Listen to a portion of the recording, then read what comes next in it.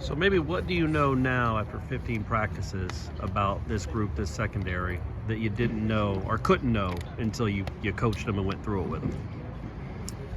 I know we have a talented group. I know we have a bunch of guys who's played a lot of football in their career and are hungry and have a chip on their shoulder and, have a lot to prove this upcoming season.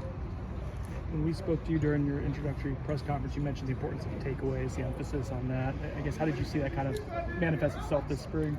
I think it went pretty well. That's something that I wanted to get accomplished this spring. And as you see, guys were going after the ball, punching the ball out. Like I told them, man, you win a turnover battle, you win 85-90% of your game. So that was a big emphasis, this spring. And I think for the most part, the guy did pretty well. When you talk about that being a point of emphasis, is that just saying it over and over again in practice? Is it harping on it in meeting rooms? I guess, how does that end up becoming a thing that presents itself consistently? Yeah, I think it starts with just a simple thing. It's just assignment, alignment, and most of the time, plays gonna come to you. When you try to do too much, and get out of position, that's when bad things happen. So I was just trying to harp to the guys, just do your job. Do your job. We have enough talent on this team where everybody can eat, especially with the front seven that we have, it's going to make our job a lot easier on the back end. Did Renardo Green have as good a spring as it looked like he had from our vantage point? He did, man. He came this spring with a great mindset to get better. He wanted to face Johnny every day in practice. Now, I think those guys, made each other better and, just gotten better technically. He got a lot of balls out. Obviously, he's always been a really, really good tackle. He understands the game. He has a lot of good football on his belt.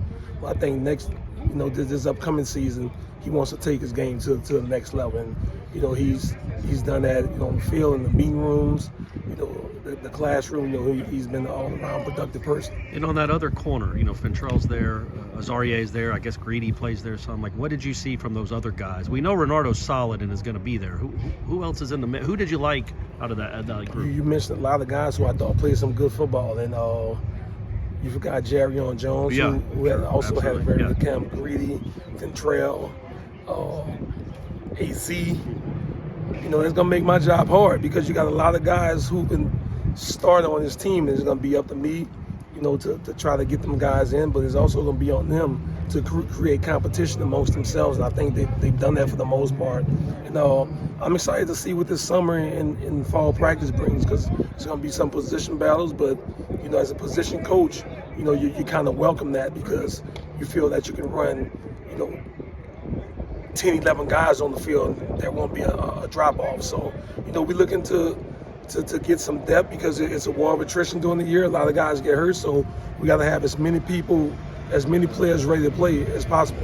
What does Azarier have to do to take that next leap, that next step in his development, do you think?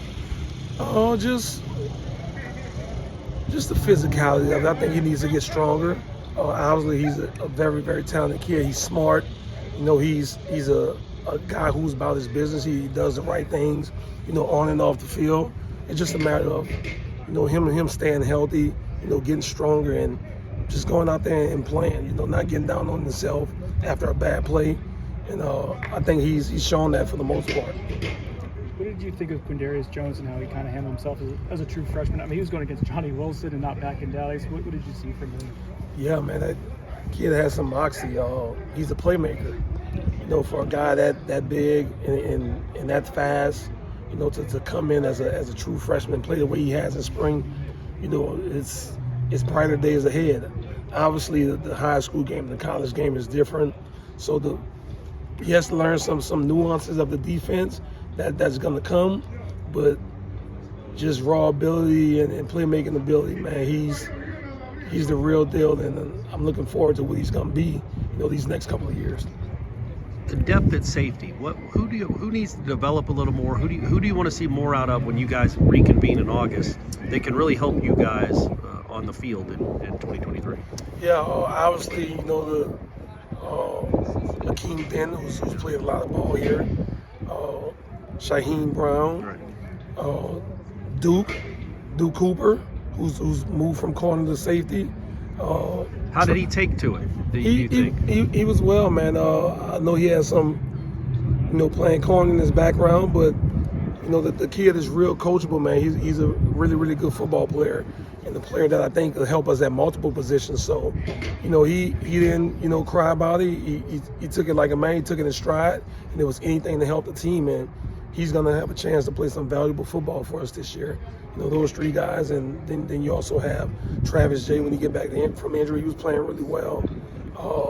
The freshman KJ Kirkland, who's another really good football player. And then you have the guys Conrad and Ed coming in, who can provide some depth to that unit. So, we have guys on top of guys, but we got to get everybody ready. Because, like I said, it's a long season and injuries does happen, and we'll see who we are.